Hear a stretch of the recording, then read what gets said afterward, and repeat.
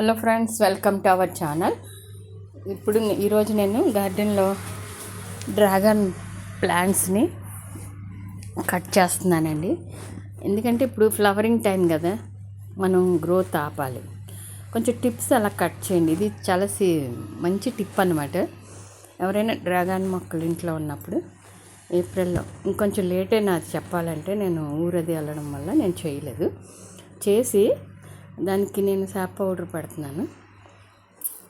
మన దగ్గర అలోవెరా ఉంటే అలోవెరా పీసులు కట్ చేసి అది జిగురు రాసిన, లేదంటే పసుపు పెట్టిన, దాల్చిన చెక్క పౌడర్ కానీ పెట్టుకోవచ్చు. మీ దగ్గర ఉన్నదాన్ని బట్టి చేయండి. అలా మాత్రం వదిలేయకూడదు, ఎందుకంటే తడి ఆరిపోకూడదు. కొమ్మలో మనం ఏదైనా ఒక పౌడర్ అద్దాలన్నమాట. నా దగ్గర సాప్ ఫంగసైడ్ ఉంది కాబట్టి అది పెడతా అన్నాను. కొంచెం పెద్ద ముక్కలే కట్ చేశాను. అవి మళ్ళీ పెట్టుకుంటే మనకి మొక్కలు వచ్చేస్తాయి. దాన్ని ఏం చేయాలంటే, ఆ మధ్యలో గట్టిగా ఉంటుందండి, ఒకటి కాడలా ఉంటుంది అనమాట. మనం ఈ చిగురులు ఇలా కట్ చేసి ఇంకొంచెం డీప్గా చేయొచ్చు. దానికి కొంచెం అలోవెరా కానీ ఏదన్నా పెట్టి మనం మట్టిలో పెడితే వేళ్ళు వచ్చేస్తాయి. అలా పెట్టేసుకోవడమే.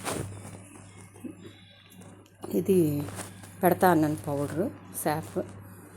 అట్లాగా అద్దేయాలి, తడి బయటకు పోకుండా దాన్ని అద్దాలన్నమాట. అద్దితే కొమ్మ ఎండిపోకుండా చిగురులు ఇప్పుడు పూత వచ్చేస్తుంది. ఇది నేను స్టెమ్తో పెట్టుకున్నానండి మొక్క. 1 year అయిపోయింది. మన ఒక పువ్వు వచ్చింది కానీ రాలిపోయింది. ఇప్పుడు మనం దీన్ని ఇలా కట్ చేసి పెట్టిన తర్వాత దీనికి బోన్ మీల్ అలా, లేకపోతే కంపోస్ట్ ఇలాంటివి ఇచ్చినప్పుడు పూత వచ్చేస్తుంది.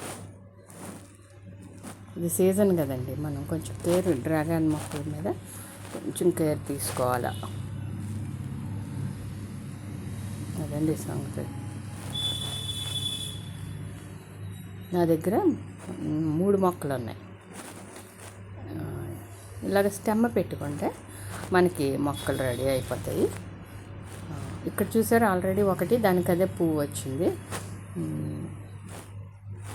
విడిచిపోయింది, పువ్వు విడిచిపోయిన తర్వాత ఇది రాలిపోతుంది. ఆ వెనకాల పార్ట్ కాయ అవుతుంది. Thank you for watching. మరొక వీడియోతో మళ్ళీ కలుస్తాను.